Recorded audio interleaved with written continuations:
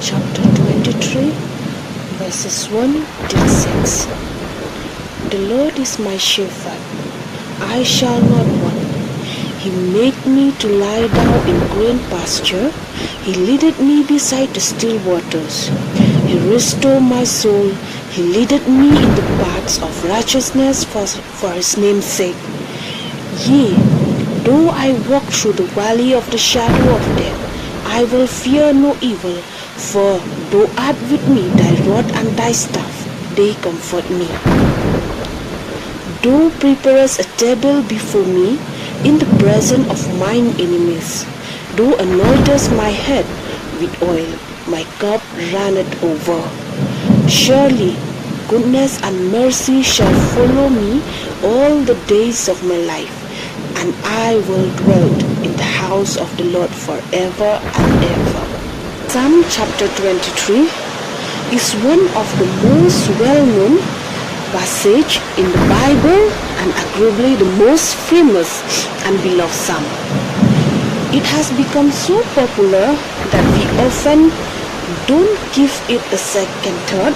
After all, we already know it. So the meaning of Psalm chapter 23 and how it applies to our life is often missed. This passage deserves a closer look. We are going to break down Psalm chapter 23 verse by verse, and I think what you see will encourage you. The Psalm chapter 23 is found in the Old Testament and was written by David. In it, he reflects on how God has cared for him. This beautiful psalm is not only famous, but it also contains practical and powerful lessons for us today. The rest of Psalm chapter 23 follows through with this image: the Lord is my shepherd. The duties of a shepherd were difficult and burdensome. They were charged with caring for an entire flock of sheep, which was no easy task. They would lead the flock back and forth to pasture to feed, protect them from animals and thieves, rescue them from dangers, and keep watch over them day and night to keep them from wandering. To make the job more difficult, sheep aren't exactly the smartest animal. They tend to wander and get themselves in sticky situations. Frequently, it was a demanding and exhausting job. David knew this life well. He spent much of his youth working as a shepherd. When David says that the Lord is his shepherd, he is picturing God caring for him as he cares for the sheep in his flock. This image is powerful. It shows a God who cares for us, protects us, provided for us, and leads. Just as a good shepherd tends to their flocks, God cares for his people. It's a picture that is used throughout the Bible to describe how God cares for his people.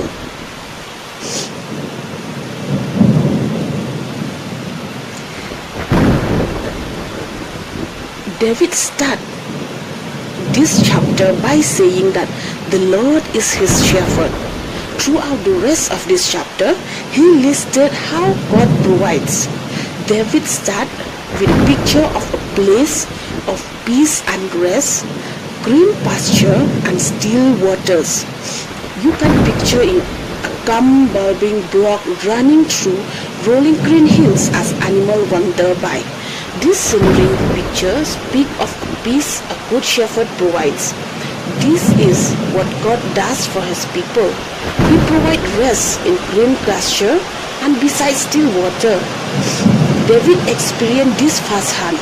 After he was anointed king of Israel, he spent years running for his life from Saul, who refused to step down as king and continually tried to kill him.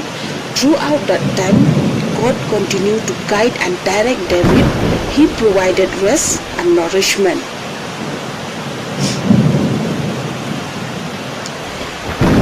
This verse built on previous.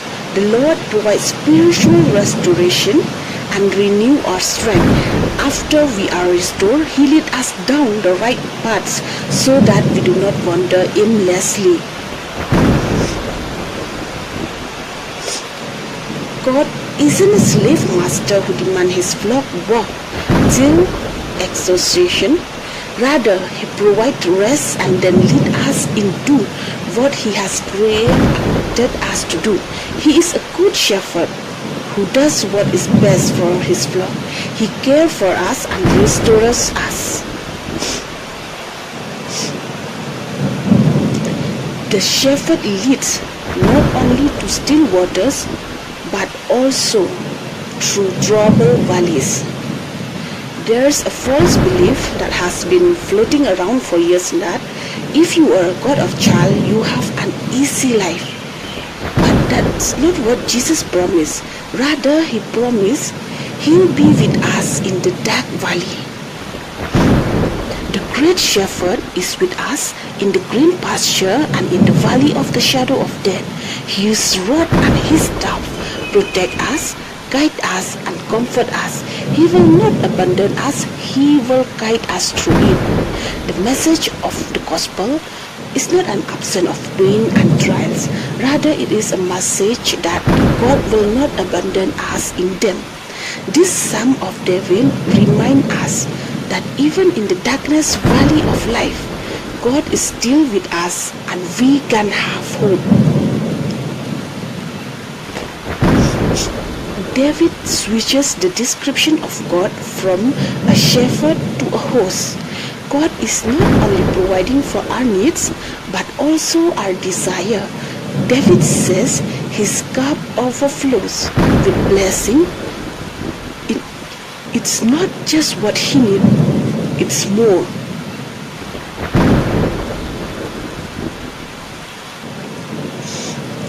David ends this incredible psalm by painting a picture of how God's goodness and love will go with him for the rest of his life. The idea that he's trying to get across is that God's love passionately pursues him, but the goodness of God isn't just for this life. David boldly proclaimed that he shall dwell in the house of the Lord forever. This picture is one of enjoying full communion and unhindered fellowship with God, a glorious time that will never end.